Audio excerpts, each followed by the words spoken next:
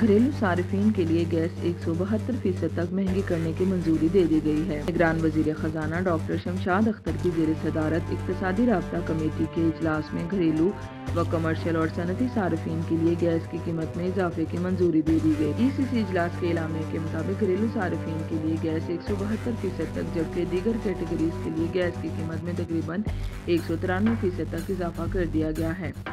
ذرائع کا کہنا ہے کہ پیٹرولیم ڈویژن کی اسمبلی میں گیس کا ٹیرف 193% تک بڑھانے کی تجویز آئی تھی۔ ذرائع کے مطابق گیس کے میٹر پر فکس چارجز 10 روپے سے بڑھا کر 400 روپے ماہانہ کرنے کی منظوری دے دی گئی ہے۔ ذرائع کا کہنا ہے کہ ای سی سی اجلاس میں ماہانہ 0.25 کیوبک میٹر تک نان پروٹیکٹڈ صارفین کے لیے 100 روپے فی M M B T U اضافہ کیا گیا، جبکہ ماہانہ 0.60 کیوبک میٹر والے صارفین کے لیے قیمت میں 300 روپے فی ایم بی ٹی یو اضافہ ہوا۔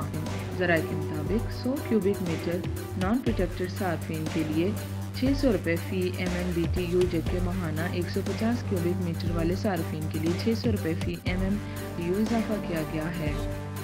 ذرائع کا کہنا ہے کہ ماہانہ 200 کیوبک میٹر والے صارفین کے ٹیرف میں 800 روپے فی ایم بی ٹی یو، جبکہ ماہانہ 300 کیوبک میٹر والے صارفین کے لیے 1900 روپے فی ایم بی ٹی یو اضافہ کیا گیا ہے۔ ذرائع کے مطابق ماہانہ 400 کیوبک میٹر والے صارفین کے ٹیرف میں 1500 روپے فی ایم بی ٹی یو، جبکہ 400 کیوبک میٹر سے زائد کے لیے 900 روپے فی ایم بی ٹی یو اضافہ کیا گیا ہے۔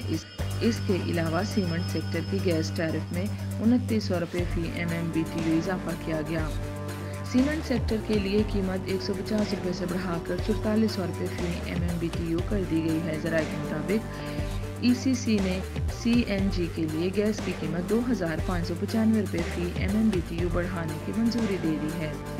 ذرائع کا کہنا ہے کہ بجلی کارخانوں اور تندوروں کے لیے گیس قیمت برقرار رکھنے کی تجویز دی گئی ہے۔ گیس کے نئے نرخوں کا اطلاق 1 نومبر 2023 سے ہوگا۔ ذرائع کے مطابق ای سی سی کے اجلاس میں مالی سال 2023 سے 24 کے لیے گندم کی درآمد کی منظوری بھی دے دی گئی ہے۔ بیرون ملک سے 10 لاکھ میٹرک ٹن گندم درآمد کرنے کا فیصلہ کیا گیا ہے۔ ذرائع کا کہنا ہے کہ گندم کی درآمد کا مقصد اسٹریٹجک ذخائر برقرار رکھنا ہے۔ اس کے علاوہ ای سی سی نے 2 لاکھ میٹرک ٹن یوریا کھاد برآمد کرنے کی بھی منظوری دی ہے۔